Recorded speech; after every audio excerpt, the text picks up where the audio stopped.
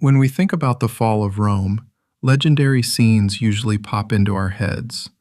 Barbarians storming the gates, legions crumbling into dust, or poisonous intrigues inside marble palaces. But the truth is, empires don't just fall to swords, they rot from the inside out. And one of the most insidious forces that starts this rot has always been money. Rome didn't just fall because of wars or corruption. It fell because its currency lost its value. And that story is a perfect lesson for every modern economy that thinks it can play around with money and get away with it. Let's take a look inside Rome's kitchen. For centuries, the economic heart of Rome was a silver coin called the denarius. When it was first minted around 201 BC, it was basically trust in metal form. A soldier's pay, a merchant's earnings, a family's savings, everything was built on it. People believed in the money because they believed in Rome.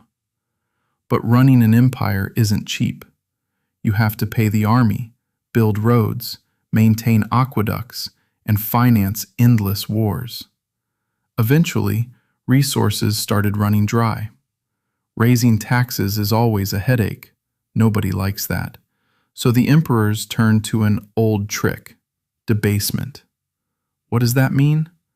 They started messing with the purity of the coins by reducing the silver content.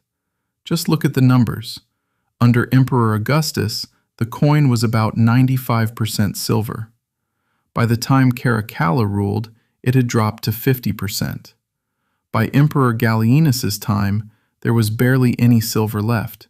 The coins were just simple bronze discs coated in a silver wash. Of course, the public caught on to this scam immediately, and right on its heels came that inevitable guest, inflation.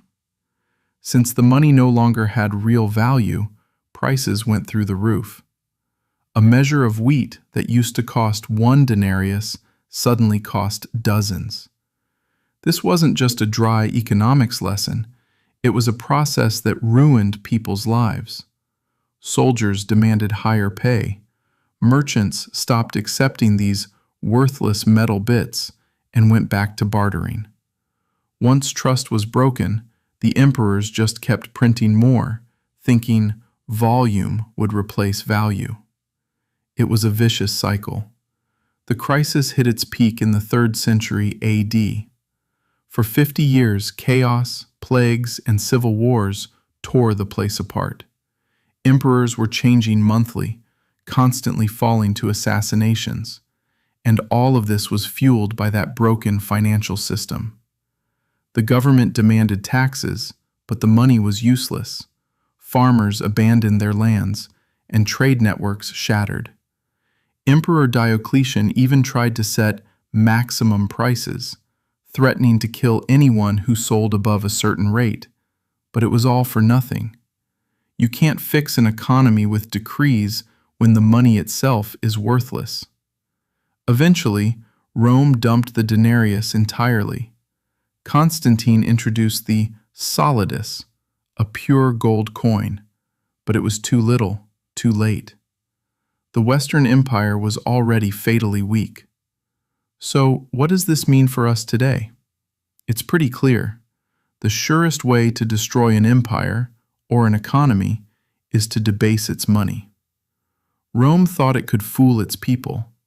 Modern governments are doing the exact same thing by running the printing presses, playing with interest rates, and trying to inflate away their debts. But the outcome is always the same.